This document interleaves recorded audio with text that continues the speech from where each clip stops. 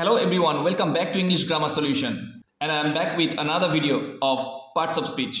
This class is going to be very interesting. Parts of speech আমরা সবাই জানি parts of speech 8 প্রকার: noun, pronoun, adjective, verb, adverb, preposition, conjunction, interjection. কিন্তু parts of speech এর মধ্যে আমাদের কিছু ভুল ধারণা আছে, সেই ধারণাগুলো এই ক্লাসে আমরা ক্লিয়ার করব। এখানে parts of speech এর একটি অ্যাক্টিভিটি আমরা আজকে সলভ করব। Identify the underline parts of speech. এখানে আমরা 4টি সেন্টেন্স ব্যবহার করেছি এবং প্রত্যেকটি সেন্টেন্সে ওয়াটার শব্দটা ব্যবহার করেছি। এই যে আন্ডারলাইন করা প্রত্যেকটা ওয়াটার শব্দ, এই শব্দটা কোন পার্টস অফ স্পিচ আমরা দেখব। আমরা জানি ওয়াটার একটা নাউন, কিন্তু এই নাউনটাকে, এই ওয়াটার শব্দটা বিভিন্ন সেন্টেন্সে আমরা বিভিন্ন জায়গায় ব্যবহার করেছি। আমরা এখন দেখব এই ওয়াটার শব্দটা সব জায়গায় কি নাউন রূপে ব্যবহার করা হচ্ছে, সেটা আমরা ক্লিয়ার করব আজকে। আই ড্রিঙ্ক ওয়াটার, আমি জল পান করি। এখানে ওয়াটার যে শব্দটা আছে, এটা নাউন, অ্যাডজেক্টিভ, অ্যাডভার্ব না ভার্ব? এটা কোন পার্টস অফ স্পিচ? তাহলে এটা বোঝার জন্য আমরা কি করব? ভার্বকে প্রশ্ন করব। আমরা ভার্বকে প্রশ্ন করব হোয়াট দিয়ে। হোয়াট দিয়ে যদি প্রশ্ন করি, যে উত্তর পাওয়া যায় সেটাকে আমরা বলি নাউন। তাহলে ভার্বকে আমরা হোয়াট দিয়ে প্রশ্ন করব এবং যে উত্তরটা পাবো সেটা হবে নাউন। আই ড্রিঙ্ক ওয়াটার, আমি জল পান করি। আমি কি পান করি? ওয়াটার, জল। হোয়াট দিয়ে প্রশ্ন করলাম, আমি কি পান করি? জল। তাহলে এই ওয়াটারটা এখানে হলো নাউন। ওয়াটারটা কি? নাউন। নেক্সট যে সেন্টেন্সটি আছে, আই হ্যাভ এ ওয়াটার পট, আমার একটি জলের পাত্র আছে। আই হ্যাভ এ ওয়াটার পট।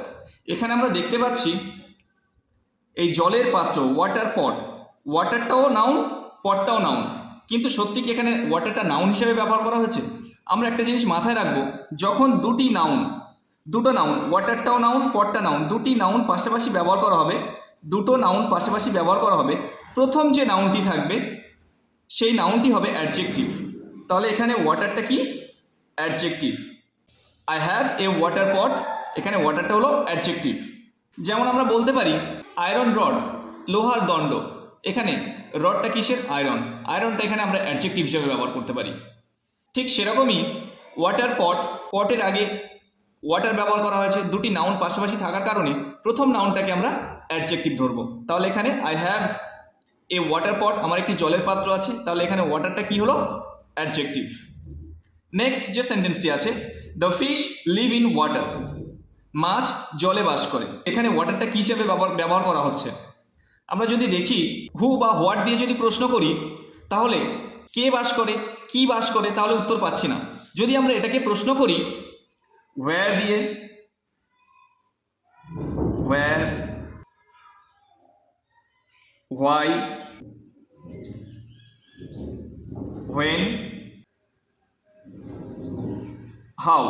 যদি আমরা ওয়্যার, হোয়াই, হোয়েন, হাউ দিয়ে প্রশ্ন করি এবং তার যে উত্তরটা আমরা পাবো সেটা হবে অ্যাডভার্ব। সেটা হবে কি? অ্যাডভার্ব।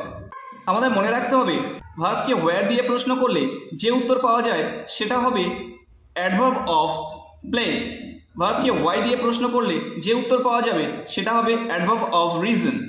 ভার্বকে ওয়েন দিয়ে প্রশ্ন করলে যে উত্তর পাওয়া যাবে সেটা হবে অ্যাডভার্ব অফ টাইম। আর ভার্বকে হাউ দিয়ে প্রশ্ন করলে যে উত্তর পাওয়া যাবে সেটা হবে অ্যাডভার্ব অফ ম্যানার। এই শব্দগুলো দিয়ে প্রশ্ন করলে যে উত্তর পাবো সেটা হবে কি? অ্যাডভার্ব। তাহলে ওয়াটারটা এখানে অ্যাডভার্ব হিসেবে ব্যবহার করা হয়েছে। তাহলে the fish live in water, মাছ জলে বাস করে। মাছ কোথায় বাস করে? জলে। তাহলে ওয়াটারটা এখানে আসবে কি? Adverb. Next, I water the plant, আমি গাছে জল দিই। আই ওয়াটার দ্য প্ল্যান্ট, আমি গাছে জল দিই। এখানে ওয়াটার শব্দটি কোন পার্টস অফ স্পিচে ব্যবহার করা হয়েছে? যেহেতু আমরা দেখতে পাচ্ছি এই বাক্যে আই, দ্য, প্ল্যান্ট, এখানে কোনো ভার্ব নেই, এগুলো কোনো ভার্ব নয়। ওয়াটার মানে জল, আবার ওয়াটার মানে জল দেওয়া। তাহলে ওয়াটার শব্দটি দ্বারা এখানে কাজ করা বোঝাচ্ছে। আই ওয়াটার দ্য প্ল্যান্ট, আমি গাছে জল দিই। তাহলে ওয়াটার শব্দটি হলো এখানে ভার্ব। তাহলে আমরা দেখলাম ওয়াটার একটি নাউন এবং এই ওয়াটার শব্দটি বাক্যের বিভিন্ন ক্ষেত্রে আমরা ওয়াটারকে বিভিন্ন পার্টস অফ স্পিচে ব্যবহার করেছি।